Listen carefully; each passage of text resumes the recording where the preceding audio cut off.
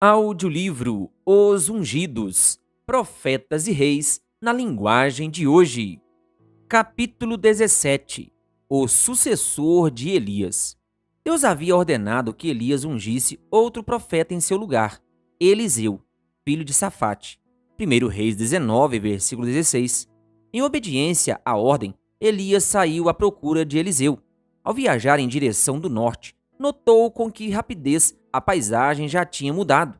Por todos os lados brotava a vegetação, como que para compensar o longo período de seca e fome. O pai de Eliseu era um rico fazendeiro, cuja família não tinha dobrado os joelhos a Baal. Deus era honrado em seu lar, na tranquilidade da vida campestre, sendo ensinado por Deus e pela natureza e disciplinado pelo trabalho útil.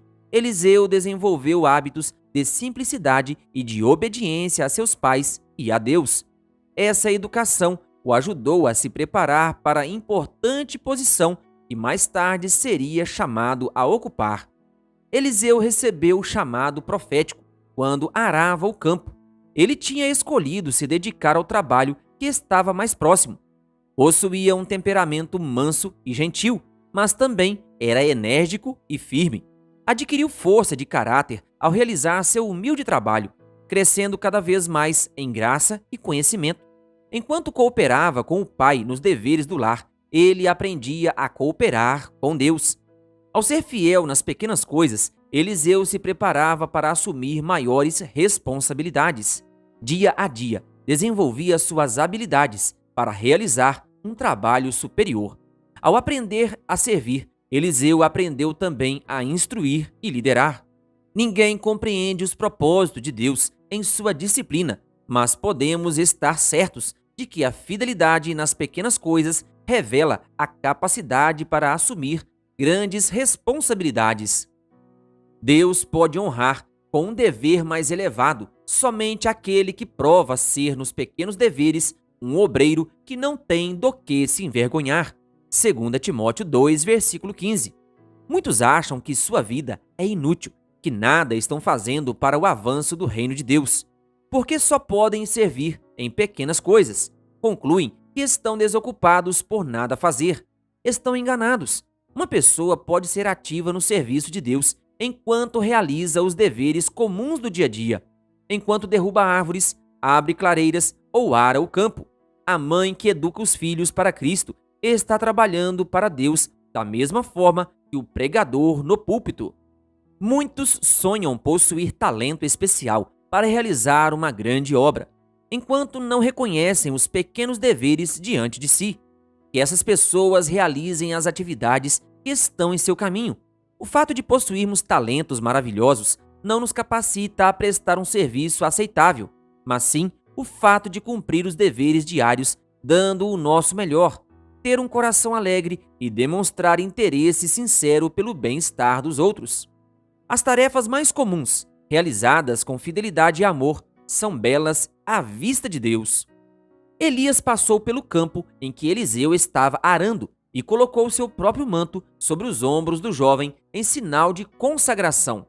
Durante o período de fome, a família de Safate tinha se familiarizado com a obra e missão de Elias, e agora o Espírito do Senhor impressionou Eliseu de que Deus o estava chamando para ser o sucessor de Elias.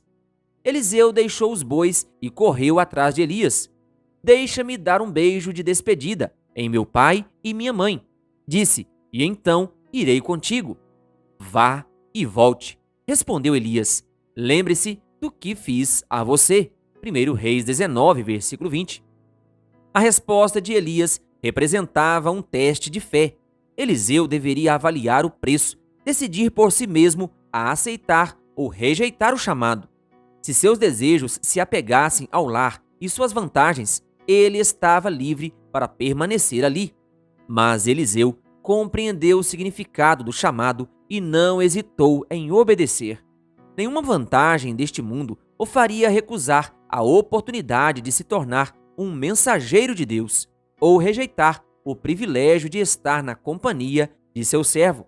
Ele apanhou a sua parelha de bois e os matou, queimou o equipamento de arar para cozinhar a carne e a deu ao povo, e eles comeram. Depois partiu com Elias, tornando-se o seu auxiliar. 1 Reis 19, versículo 21. Sem pensar duas vezes, deixou um lar onde era amado, para auxiliar o profeta em sua vida incerta. O jovem que rejeitou o chamado. O chamado que Eliseu recebeu foi muito parecido com o convite que Cristo fez ao jovem que lhe perguntou: Mestre, que farei de bom para ter a vida eterna? Jesus respondeu: Se você quer ser perfeito, vá, venda os seus bens e dê o dinheiro aos pobres, e você terá um tesouro nos céus. Depois, venha e siga-me. Mateus 19, versículos 16 e 21. Eliseu aceitou o chamado para o serviço sem olhar para trás e considerar os prazeres e confortos que estava deixando. Em contraste, o jovem rico afastou-se triste, porque tinha muitas riquezas. Versículo 22. O amor que sentia por suas riquezas era maior que seu amor a Deus. Ele provou não ser digno de um lugar na obra do Mestre. Nem todos nós somos chamados a servir como Eliseu serviu, nem a vender tudo o que possuímos, mas Deus nos pede que coloquemos seu reino em primeiro lugar em nossa vida e não permitamos que se passe um dia sequer sem que façamos alguma coisa para avançar a sua obra.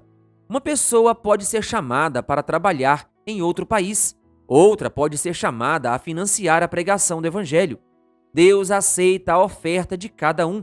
O que é necessário é consagrar a vida e todos os nossos interesses. A todas as pessoas que vivenciam a sua graça, o Senhor aponta uma obra a ser feita em favor do próximo. Devemos dizer: Eis-me aqui, envia-me. Isaías 6, versículo 8. Não importa se servimos como pastor, médico, comerciante, fazendeiro, profissional ou mecânico, nosso trabalho é revelar o Evangelho aos outros. No início, Eliseu não recebeu uma grande missão. A Bíblia diz que ele derramava água nas mãos de Elias, seu mestre. Eliseu estava disposto a fazer tudo o que o Senhor ordenasse, e a cada passo ele provava ser fiel nas pequenas coisas. Eliseu se empenhava na missão que tinha recebido de Deus com uma dedicação que ficava mais forte a cada dia. Depois de se unir a Elias, Eliseu foi tentado a pensar no lar que tinha deixado, mas decidiu não voltar atrás e, através de provações e lutas, provou ser digno do chamado que recebeu. O ministério envolve muito mais que pregar a palavra. Significa treinar jovens, como Elias treinou Eliseu, colocando sobre eles responsabilidades na obra de Deus. Pequenas a princípio e maiores à medida que adquirem força e experiência. Pastores de fé e oração podem dizer o que era desde o princípio, o que ouvimos, o que vimos com os nossos olhos, o que contemplamos e as nossas mãos apalparam. Isto proclamamos a respeito da palavra da vida. 1 João 1, versículo 1. Servos de Deus experientes devem treinar de maneira prática obreiros jovens e inexperientes. Deus honra os jovens ao escolhê-los para trabalhar em sua obra, e eles devem ser fiéis, obedientes e estar dispostos ao sacrifício. Se eles aceitarem a disciplina de Deus, escolhendo seus servos para serem seus conselheiros, eles se tornarão obreiros firmes e de princípios elevados, a quem Deus pode confiar responsabilidades. Os grandes resultados do trabalho de Elias. À medida que o evangelho for proclamado em sua pureza, pessoas serão chamadas a deixar de lado o arado e as atividades comerciais comuns para serem instruídas de maneira prática por obreiros experientes. Ao aprenderem a trabalhar com eficiência, proclamarão a verdade com poder. Montanhas de dificuldades serão lançadas no mar por meio da atuação maravilhosa de Deus. A mensagem que significa tanto para os habitantes da terra será ouvida e entendida. A obra avançará mais e mais até que toda a terra seja advertida, e então virá o fim. Elias e Eliseu trabalharam juntos por vários anos. Elias foi um instrumento usado por Deus para derrotar males gigantescos. Seus esforços colocaram um fim na idolatria que Acabe e a pagã Jezabel tinham introduzido na nação. Os profetas de Baal foram mortos, Israel foi finalmente despertado e muitos estavam voltando a adorar a Deus. Eliseu deveria então guiar Israel em caminhos seguros, instruindo o povo com dedicação e paciência.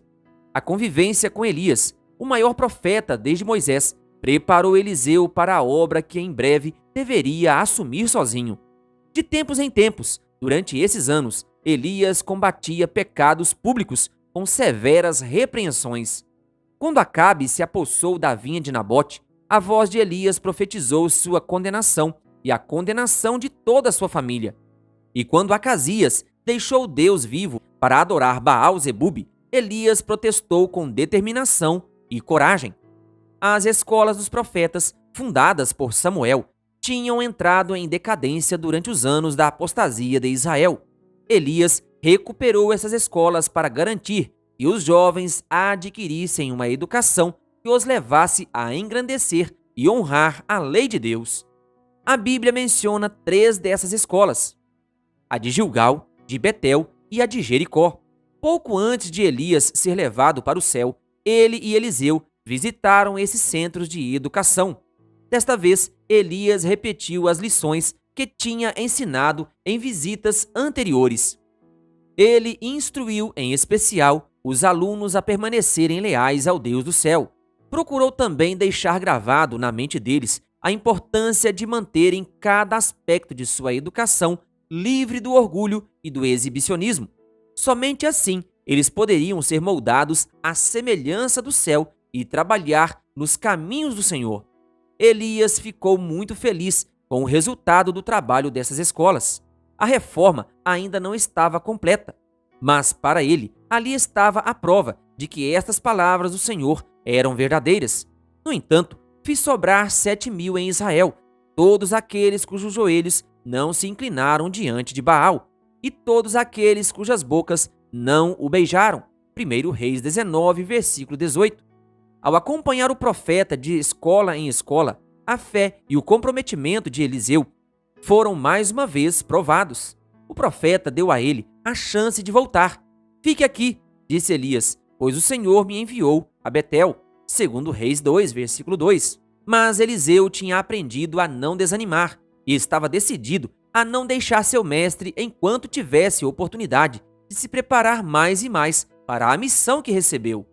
Deus revelou a Elias que ele seria trasladado, mas Elias não sabia que Deus também tinha revelado isso aos seus discípulos na escola dos profetas e a Eliseu. Também por esse motivo, Eliseu não queria sair do lado dele.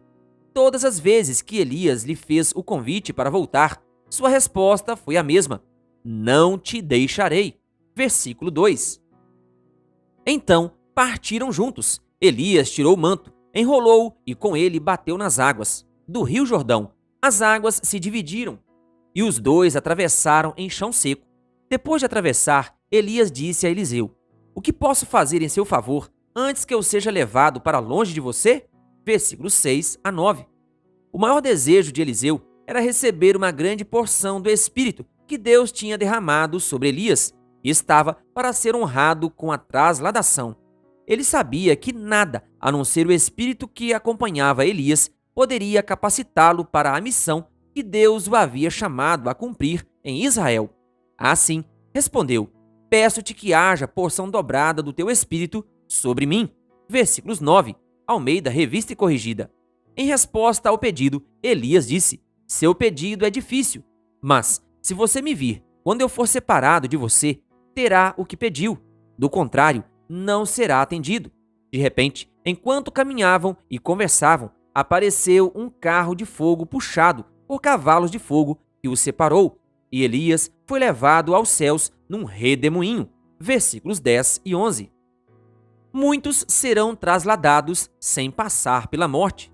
Elias representa a experiência do povo de Deus que estará vivo por ocasião da segunda vinda de Cristo e que serão transformados num momento, num abrir e fechar de olhos, ao som da última trombeta, sem passar pela morte. 1 Coríntios 15, versículos 51 e 52. Como representante dos que serão trasladados, Elias recebeu permissão para estar junto a Moisés, ao lado do Salvador, no Monte da Transfiguração.